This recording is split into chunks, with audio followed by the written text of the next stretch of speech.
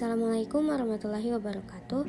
Pada kesempatan kali ini kami akan menjelaskan materi tentang manipulasi gen ekspresi dalam prokariota dan heterolog produksi protein dalam sel eukariotik untuk memenuhi tugas dari mata kuliah bioteknologi molekuler yang diampu oleh dosen Ibu Dr. Yusda Kasalini SSI MSI. Kami dari kelompok magang UPTD Laboratorium Kesehatan Daerah Bualemo tahun 2023. Perkenalkan, anggota kami yakni Roslina Imran dengan NIM 442420005. Selanjutnya saya sendiri Siti Nurhalisa Pou dengan NIM 442420009. Nur Siti Kamaria Jibu dengan NIM 442420027. Presentasikan materi tentang manipulasi gen ekspresi dalam prokariota, yang dimana materi pertama yaitu tentang ekspresi gen dari promotor yang kuat dan dapat diatur. Untuk promotor yang kuat adalah promotor yang memiliki afinitas tinggi terhadap RNA polimerase dengan konsekuensi bahwa daerah hilir yang berdekatan sering ditranskripsi. Kemudian untuk mengatur promotor memungkinkan sel dan peneliti untuk mengontrol tingkat transkripsi dengan cara yang tepat. Promotor dari operon laktosa E. coli yang dipelajari dengan baik telah digunakan secara ekstensif untuk mengekspresikan gen cloning. Namun, promotor lain memiliki sifat khas yang membuatnya berguna untuk mengontrol ekspresi. Dengan demikian, banyak promotor yang berbeda telah diisolasi dari berbagai organisme. Kemudian ada protein fusi, di mana protein fusi ini dibangun pada tingkat DNA dengan mengikat sebagian daerah pengkodean dari 2 atau lebih gen. Kemudian dalam bentuknya yang paling sederhana, sistem vektor fusi ini memerlukan penyisipan gen, target atau segmen ke dalam wilayah pengkodean. Gen inang hasil cloning. Kemudian pengetahuan tentang sekuen nukleotida ini dari berbagai segmen pengkode yang digabungkan pada tingkat DNA sangat penting untuk memastikan bahwa produk ligasi mempertahankan kerangka pembacaan yang benar.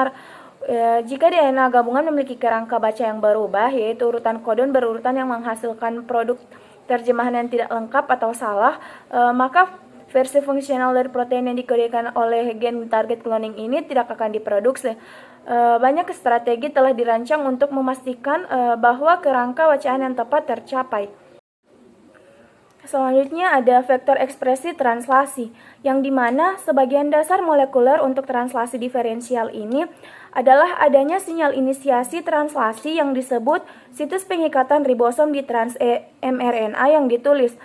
Situs pengikatan ribosom ini adalah urutan 6-8 nukleotida yang misalnya UAAGGAGG dalam mRNA yang dapat berpasangan dengan urutan komplementer AU UCC untuk E. coli.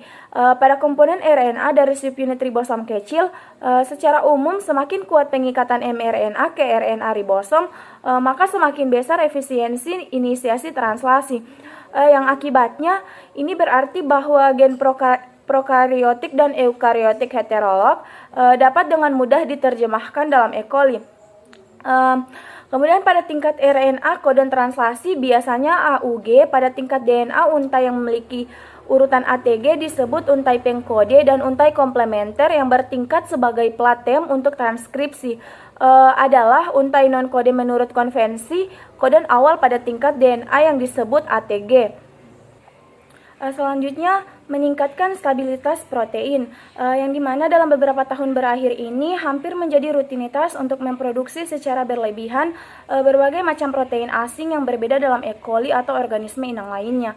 Namun untuk memulihkan sejumlah besar protein aktif ini yang dimurnikan membutuhkan protein besar tersebut stabil mungkin. Kemudian dalam hal ini tentu ada beberapa perbedaan besar dari stabilitas intrinsik dari berbagai protein, yang dimana protein yang dihasilkan dalam sel inang ini heterolog mungkin karena berbagai alasan menjadi kurang stabil dibandingkan protein yang sama yang diproduksi di lingkungan seluler normalnya. Baiklah, materi selanjutnya yakni mengatasi keterbatasan oksigen. E. coli dan sebagian besar mikroorganisme yang digunakan untuk mengekspresikan protein asing umumnya membutuhkan oksigen untuk pertumbuhan yang optimal. Sayangnya, oksigen hanya memiliki kelarutan terbatas dalam media berair. Jadi, sebagian kepadatan sel dari kultur tumbuh meningkat. Sel dengan cepat menghabiskan media pertumbuhan oksigen terlarut. Selanjutnya saya akan menjelaskan tentang membatasi pembentukan biofilm. Sel bakteri biasanya menempel pada permukaan, membentuk lapisan tunggal dan kemudian tersusun menjadi biofilm. Campuran sel bakteri dan polisakarida atau biasanya disebut dengan alginat yang mungkin setebal 100 sampai 200 mikrometer. Ketika mereka menjadi bagian dari biofilm, sel bakteri umumnya terlindungi dari agen musuh di lingkungan seperti biosida, bakteriofag, dan protozoa. Materi selanjutnya yakni integrasi DNA ke dalam kromosom inang. Plasmid membebankan beban metabolisme pada sel karena energi yang digunakan untuk replikasi dan untuk transkripsi RNA dan translasi dari proses yang dikodekannya. Sebagian besar plasmid dengan jumlah salinan tinggi memberikan beban metabolisme yang lebih besar daripada plasmid dengan jumlah salinan rendah. Akibatnya, sebagian kecil populasi sel sering kehilangan plasmidnya selama pertumbuhan sel. Juga sel yang kekurangan plasmid umumnya tumbuh lebih cepat daripada mereka yang mempertahankannya, sehingga sel tanpa plasmid akhirnya mendominasi kultur. Selanjutnya yakni meningkatkan sekresi. Proses sekresi protein pada E. coli memerlukan jalan keluar melalui membran sel bagian dalam atau sitoplasma ke periplasma untuk banyak protein dan melewati membran luar untuk beberapa protein. Mengarahkan protein asing ke periplasma atau media pertumbuhan membuat pemurniannya lebih mudah dan lebih murah karena lebih sedikit protein yang ada di sana daripada di sitoplasma. Materi selanjutnya yakni mengenai beban metabolik. Introduksi dan ekspresi DNA asing pada organisme inang seringkali mengubah metabolisme organisme dengan cara yang dapat mengganggu fungsi seluler normal. Fenomena ini yang merupakan respons biologis multifaset disebabkan oleh beban metabolik atau pengurangan metabolik yang dikenakan pada inang oleh DNA asing. Selanjutnya saya akan membahas materi bagian 7 tentang heterolog produksi protein dalam sel eukariotik. Selanjutnya modifikasi pasca translasi protein eukariotik. Pada prokariota, langkah-langkah dalam sintesis protein tidak terkotak-kotak dan oleh karena itu translasi messenger RNA atau mRNA terjadi bersamaan dengan transkripsi. Segera setelah transkrip yang baru lahir muncul dari RNA polimerase. Itu dapat diakses oleh ribosom untuk memulai translasi. Sebaliknya, eukariota mentransfer mRNA dan nukleus ke ribosom di sitoplasma atau di retikulum endoplasma, tempat terjadi translasi. Fitur umum sistem ekspresi eukariotik. Persyaratan dasar untuk ekspresi protein target dalam eukariotik serupa dengan yang dibutuhkan dalam prokariota. Vektor kemana gen target yang dikloning untuk dikirim ke sel inang dapat berupa plasmid khusus yang dirancang untuk dipertahankan dalam inang eukariotik. Itu vektor harus memiliki promotor eukariotik yang menggerakkan transkripsi gen hasil kloning dan gen penanda eukariotik yang dapat dipilih. Selanjutnya, sistem ekspresi berbasis jamur. Jamur berbagai banyak fitur molekuler, genetik, dan biokimia dari eukariota lainnya yang lebih tinggi dan karena itu merupakan pilihan yang baik untuk produksi protein heterolog. Awalnya ragi Saccharomyces cerevisiae digunakan secara luas sebagai sel inang untuk ekspresi gen eukariotik hasil kloning. Ini telah lama digunakan dalam bioteknologi tradisional dalam industri pembuatan bir dan pembuatan kue.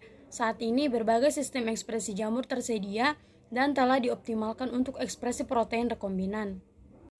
Selanjutnya, produksi intraseluler protein heterolog di Saccharomyces cerevisiae.